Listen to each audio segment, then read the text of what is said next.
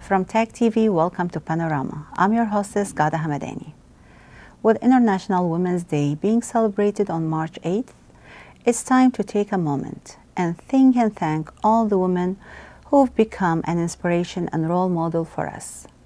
Today is an opportunity for us to honor the service of our military personnel and the sacrifices they and their families make to protect our nation.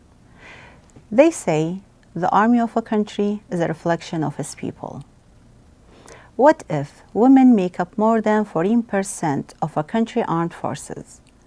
These days, the sky is the limit for women who serve in the Canadian Armed Forces, but it wasn't always easy getting there. Today, I'd like to welcome my distinguished guest, Lieutenant Nadine Aburjeli, who is enlisted in the Canadian Armed Forces in August 2017. Hi, Nadine. Hi, Hada. Thank you for having me here. Thank you for coming. Nadine, could you please tell the audience a little bit about your background? Yes. My name is Nadine Aburjeli. I am of Lebanese roots. I immigrated to Canada back in 2006. I actually came with the Canadian Armed Forces when we had the War of 33 Days in Lebanon. I went on a ship with the Canadian Armed Forces, and this is how I started my life here in Canada. I've been born and raised in Lebanon, but I've also been to other countries, mainly in Africa, Ivory Coast, Burkina Faso, and even Ghana. I have a bachelor degree and a master's degree from Université de Montréal, and now I've been posted here in Toronto. Nadine, you mentioned the Canadian ship and you came on board. So can you tell us a little bit, more? Yes. Yeah. It was in July 2006 when we had, as I said, a 33 days war between Hezbollah in Lebanon and Israel. And as you may know, there's a lot of Lebanese Canadians who go every year to spend the summer in their homeland. And this was not an exception. So in 2006, we've had also a lot of Lebanese Canadians there. And I was one of them. And when the war started, the Canadian government decided to take back all the Lebanese Canadians because it was a dangerous situation. And this is how the Canadian Armed Forces were deployed in Lebanon on the shore, getting Lebanese who have the Canadian citizenship get on board and to get them safely to Canada. So it was the third week of July, if I'm not mistaken, that I had to say goodbye to my family and friends, to my grandma, to my aunts, to everybody. And it was an emotional day. I was alone with my brother, my older brother, and we went to the shore, to Beirut, and we saw the Canadian Armed Forces personnel. So this was the first encounter that I had with the Canadian military. And they were screening us for security checks, etc. And we went on a ship from Lebanon to Cyprus, where we had to spend 2 days and 1 night. We had to sleep there so that the next day we could take the plane to Canada. And we arrived in Canada a couple of days later, where we started searching for a new home. My mom met us here in Canada. We started to look for schools, beginning a new life. Okay, I know it's emotional, so we'll go to where you serve now. Yes. I've enlisted in the Canadian Armed Forces a year and a half ago. It was August 2017. And this is my first posting. I am serving at the 4th Canadian Division headquarters here that is based in Toronto. Okay, so what do you do exactly? I am a public affairs officer, so everything that has to do with the communications, with the messaging, with the media, with journalists, we answer their questions. That is my job currently. We also advise our commanders on issues, on when to do interviews, for instance, on key messages. So, yeah. So, and where was your training when you joined the military? Everyone who joins the military goes to what we call the basic training that happens in Saint-Jean-sur-Richelieu in Quebec. For officers, it's a 14 weeks training program. For non-commissioned members, it's 2 weeks lesser. It's a 12 weeks training program. From there, everybody goes to their training, their own specific trade training center. For instance, for the public affairs, I went from Saint-Jean-sur-Richelieu to Ottawa-Gatineau, where I had my trade training, and now I got my posting. Okay, and how do they do? It's like, how do they qualify? For the Army in general, you have a process. You have to first apply. So we have a form. You get to choose 3 trades that you would like to get trained for. After the application, you go to a recruitment center where you'll do a general exam, a geospatial exam, for instance, a math exam. It's really just basic. And once you pass this test, you'll go to an interview. It's like applying for a job, but it's specifically for a military. So you'll go to the interview where you talk about the job requirements, why do you want to join, what makes you come to the military, etc. Once this is done, you have a medical exam. Because as you know, in the military, we have lots of deployments. We have, for instance, for pilot, they have a special medical sheet who they have to go by. So after the medical exam, if you've passed through all of that, this is where you get your offer that we call, and from there you can go to your basic training. So was there physical training, let's say, or it's like, what do you do? It's like during your training? Yes.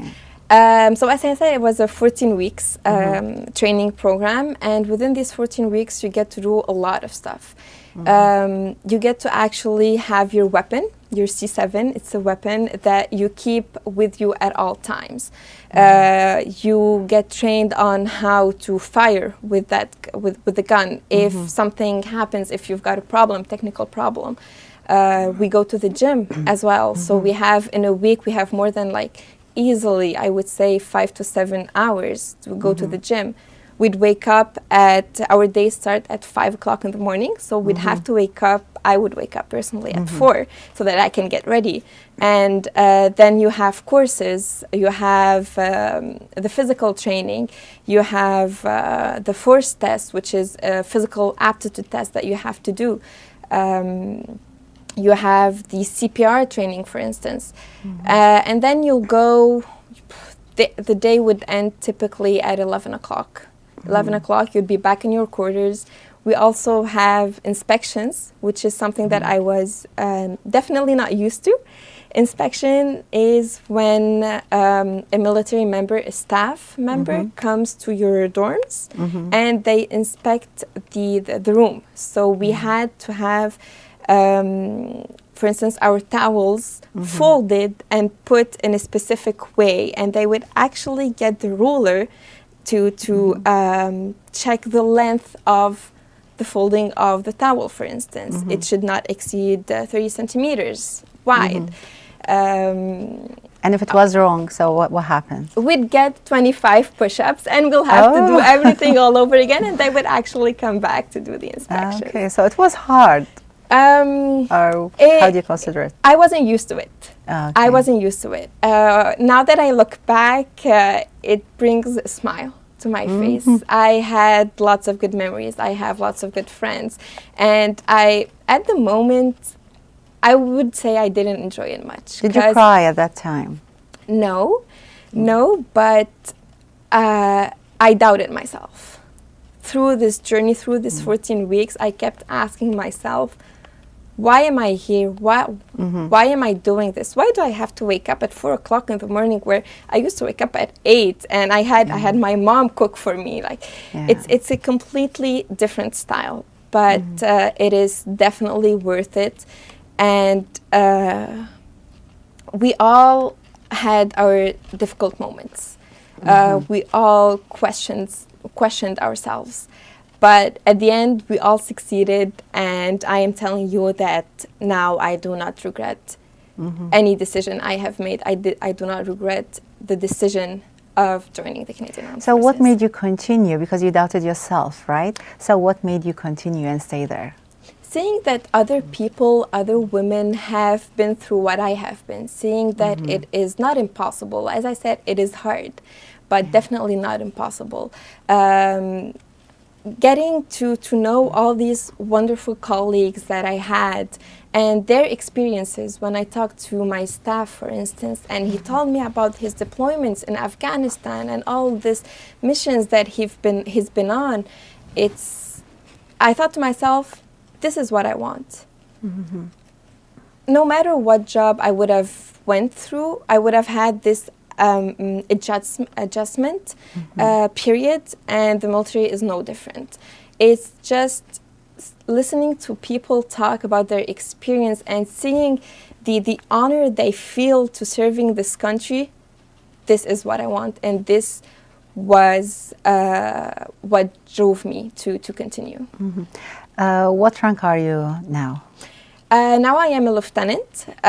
When I first joined, when you go to the basic training, just before you go to basic training, and through all the basic training until your graduation, you're considered an officer cadet.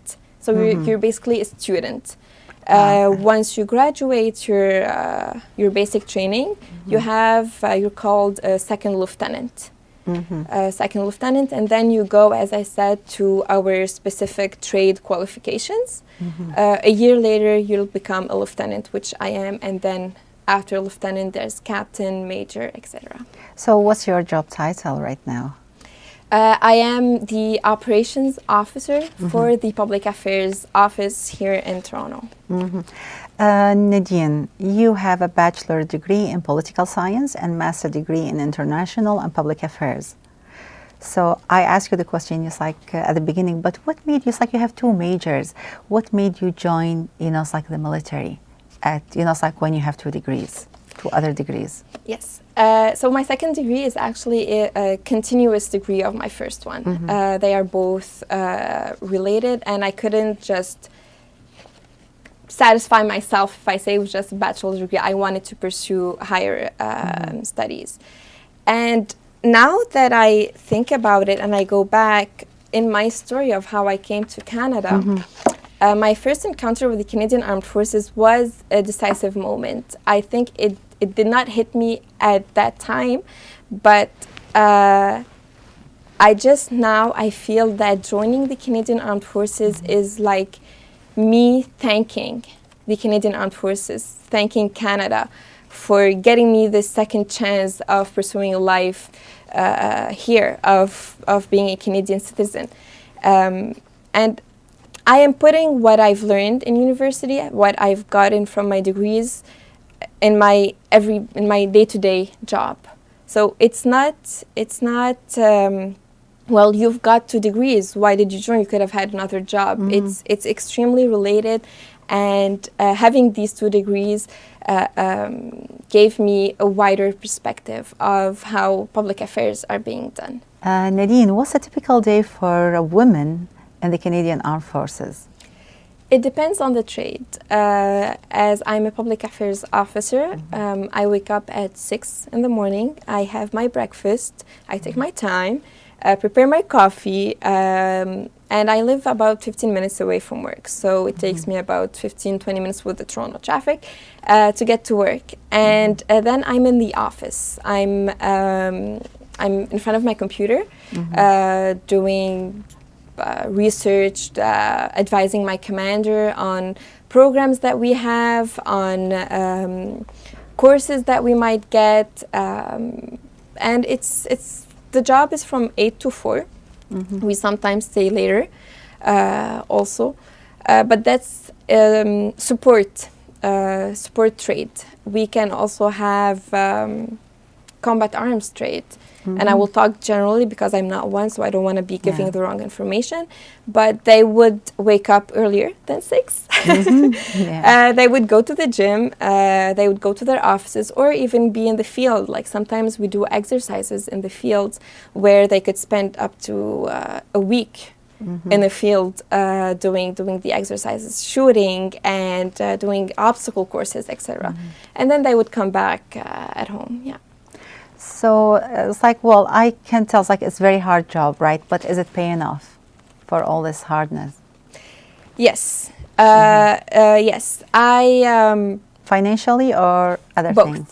Both. It is, as I said, it is a job that is extremely rewarding. Just being in uniform, surrounded by people and hearing people, like seeing people coming to you, shaking your hand and saying thank you for your service, I think that is the most rewarding. Absolutely. And the most wonderful thing to hear from the population. It's sometimes they don't know what we're doing, but they still, when I see you in uniform, they appreciate you and they know that there's a lot of sacrifices that the Canadian military has done over the years, and they do not take that granted. I would like to have your personal opinion on the following perceptions. They say women are not strong enough, women can be good at combat, and they cannot have family and military career at the same time. What do you think? I honestly think this is the perceptions that were years and years ago. I can give you an example, my personal example. My boss, she's in the military, she's married, and she has 4 kids. And she's still able to do a perfect job in the office. I'm not saying it's easy, but it's challenging, that's for sure. But it is feasible, and the military also has different programs to help out with the kids or compensation that they can actually give to families. The idea that women are not good enough in combat arms, that they are not strong enough, I think over the years we've demonstrated that that is not true. And we still have a lot to do, but Canada was actually one of the few military who opened all trades for women. And I think this answers the question whether we think women are strong or good enough at combat arms. We've given them the opportunity to actually do amazing things in combat arms. So does gender discrimination exist in the Canadian military right now? Yes, I'm talking, of course, no. Through the military career, promotions, postings, training, it's all given to all Canadian Armed Forces men and women based on their rank, on their qualification, and on their merit. We're not gonna be giving someone a promotion just because he's one gender or another. We study the file based on, as I said, the courses that the training, the courses that they've been, the achievements, the missions they've been on, the deployments. So it's all seen through a very checklist, if I may say. So you say equality is achieved at the Canadian Forces? It's getting there. I wouldn't say now it's a completely 100% achieved, but we are working hard to get it there. And I think at some point, someday, yes, we will. Hopefully, we will be able to have that. Hopefully. After the break, we'll continue with Nadine.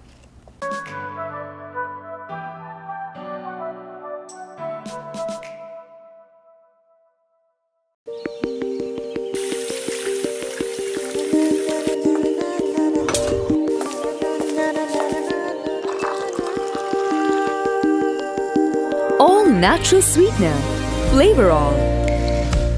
20 flavors to choose from. The perfect substitute for sugar and artificial sweeteners. Flavorall by Greenish. Flavorall from Greenish, now available at Rexall pharmacies.